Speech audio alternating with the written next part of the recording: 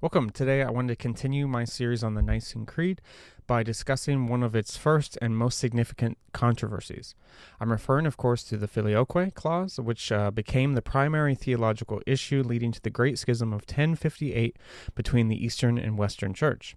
The clause itself was introduced in the 6th century, but its final effect was to create this first major division in the Church. And so, what is the Filioque clause? I talked about it a little bit in the last video, but just a refresher. Simply put, it is the addition of a single phrase in the third article. After the statement that the Holy Spirit proceeds from the Father, the Western Church added, and the Son. So the statement reads, I believe in the Holy Spirit who proceeds from the Father and the Son. Most Protestant and Catholic churches adopted this addition and still include it today, while the Eastern Orthodox Church has rejected it and rejects it still to this day. And so the issue here is around the procession of the Holy Spirit. The word filioque is simply the Latin version of the phrase and the Son, which Western theologians added. So in this video, I just want to briefly discuss the arguments both for and against the filioque and talk a little bit more about my own approach to this issue. So first, let's consider why the Western Church believed it was necessary to add this phrase to the third article. The main argument for adding the filioque was to stress the equality of Father and Son and thus to defend the divinity of the Son. The idea is that if the Son does not take part in the procession of the Holy Spirit, then the Son is somehow subordinate to the Father, and the unity of the divine being is thus in question. Together with this is the notion of the monarchy of the Father, with the Son and the Spirit being sometimes called the two arms of God. This is a traditionally Eastern notion. I'm not going to go too much into the details about what this is, but to some extent, the Western theologians were reacting against this tradition about the monarchy of the Father. And so both of these points are what motivated Western theologians to add the filioque to the third article. Mostly it was to protect the divinity of the Son against some of the heresies that were taking place around that time, around the Holy Spirit. And some of the controversies around the Holy Spirit. The monarchy of the Father issue is an important one as well, but I don't want to go too much into depth of that because that can get a little bit complicated, so I just wanted to briefly mention it. But however, the main argument for the Western theologians is that it defends the divinity of the Son and unifies the Father, Son, and Holy Spirit. But then why did the Eastern theologians reject the filioque? The primary argument was that the filioque implies a double procession, meaning that there are two sources of the Holy Spirit and thus even two spirits of God, one Spirit of the Father and one Spirit of the Son. And so this throws the very unity of the Godhead into disarray. If the Spirit proceeds from the Father and the Son, this seems to imply two processions and two spirits, or at least two origins of the Holy Spirit.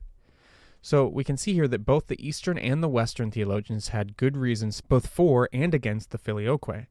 So what then is the solution? While we cannot, on the one hand, ignore the divinity of the Son in the procession of the Spirit, we also cannot allow there to be any connotation of two origins of the Holy Spirit, and thus two spirits. So it seems like this discussion is somewhat at a deadlock. But in the 20th century, a compromise of sorts was reached in some ecumenical spheres. It wasn't broadly adopted. It's still something I think is being very much debated between Eastern and Western theologians. And so we're going to talk about some of those compromises here. But first, I just want to discuss my own thoughts about the debate and where I tend to fall on this issue. Personally, I do tend to agree more with the Eastern theologians and their arguments against the filioque. This is primarily because I think the divinity of the Son is already well established in the second article of the Creed, but more substantially, I think that the filioque is unnecessary and potentially misleading. It should already be implied in our thinking that the Spirit proceeding from the Father is an event that does not take place without the participation of the Son. There's no need to add "and the Son" to the procession because that's already implied in the very statement of Father. And so there's no risk in denying the Son's involvement and thus downplaying the divinity of the Son if we think from a perichoretic understanding of God's nature. Now, the word here, perichoresis, is Greek, and it means the mutual indwelling of Father, Son, and Holy Spirit. Now, practically what this means is that we never have an isolated monadic person in the Godhead. Rather, there's no such thing as an isolated Father without the Son or Spirit. There's no such thing as an isolated Son without the Father or the Spirit. and there's no such thing as an isolated Holy Spirit without the Father and the Son. And thus each person of the Trinity is never without the other two. The perichoretic being of God thus sheds light on the issue about the monarchy of the Father. So in that issue, we could restate it in other terms. The monarchy of the Father is not rightly ascribed to the person of the Father, but to the Father's divine being, which exists in perichoresis. Thus, it is not an isolated Father that the Spirit proceeds from, but the Father of the Son, the Son's Father. As a result, this understanding of who the Father is makes the Filioque obsolete and potentially misleading and unnecessary for the Creed as a whole. If we take seriously the doctrine of perichoresis, then to say that the Spirit proceeds from the Father and the Son is redundant and misleading. So that is why I think that the Filioque was a mistake to add into the Creed, and why I tend to agree with Eastern theologians on this question. Now, Jürgen Moltmann actually makes this very same point. He writes, God the Father is always the Father of the Son. The Father is in all eternity solely the Father of the Son. He is not the Father of the Spirit. The procession of the Spirit from the Father, therefore, has as its premise the generation of the Son through the Father in eternity. For it is only in this that the Father manifests himself as the Father and is the Father. Just as Son is a theological concept, not a cosmological one, as became clear in the Arian dispute, so Father, too, is a theological concept, not a cosmological one.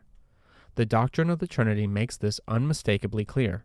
So the procession of the Spirit from the Father is a complete statement in itself, because we are always talking about the Father of the Son, not an isolated monadic Father.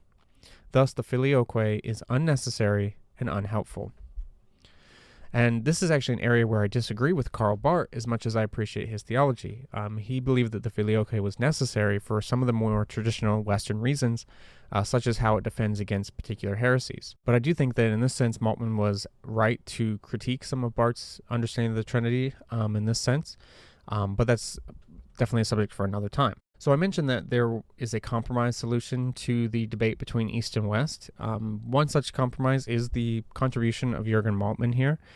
He was actually instrumental in a few ecumenical discussions about this clause. But his main point is that if we think of the Father concretely, that is, correctly and theologically, the Father is always the Father of the Son. And so it is unnecessary and unhelpful to include the Filioque to the Creed. Moltmann was actually instrumental in an ecumenical dialogue about the omission of the Filioque, and his suggestion that the Spirit proceeds from the Father of the Son is a helpful contribution to the discussion. But I also want to discuss a little bit about T.F. Torrance's contribution. Torrance argues not necessarily for the removal of the Filioque, but a slight alteration to it. Torrance argues that instead of getting rid of the and the Son, we should rather say through the Son. And so the Creed would then read like this: I believe in the Holy Spirit who proceeds from the Father through the Son. And so the logic of this is yet again based upon the doctrine of perichoresis, which was also central to Moltmann's contribution. And with this proposal, Torrance himself helped foster an ecumenical dialogue between Eastern Orthodox and Reformed churches. So instead of having no mention of the Son whatsoever, even though Moltmann is correct to stress that it's implied in the very name Father, Torrance aims for a compromise solution where the Spirit does not proceed from Father and Son, but Father through Son. And so this is a compromise solution to it. Moltmann's solution was that the Son is already implied in the name Father, but Torrance's solution is slightly more precise in describing the very nature of the procession more explicitly as Father through the Son. So thus the error of a double procession is avoided, which Eastern Orthodox theologians had feared, and the equal error of downplaying the Son's divinity is also avoided, as Western theologians feared. So Torrance actually traces this idea back to the Nicene Fathers themselves. As an expert in patristic theology, Torrance is especially well equipped to make a case for adopting this alteration on the grounds of the Nicene Fathers themselves.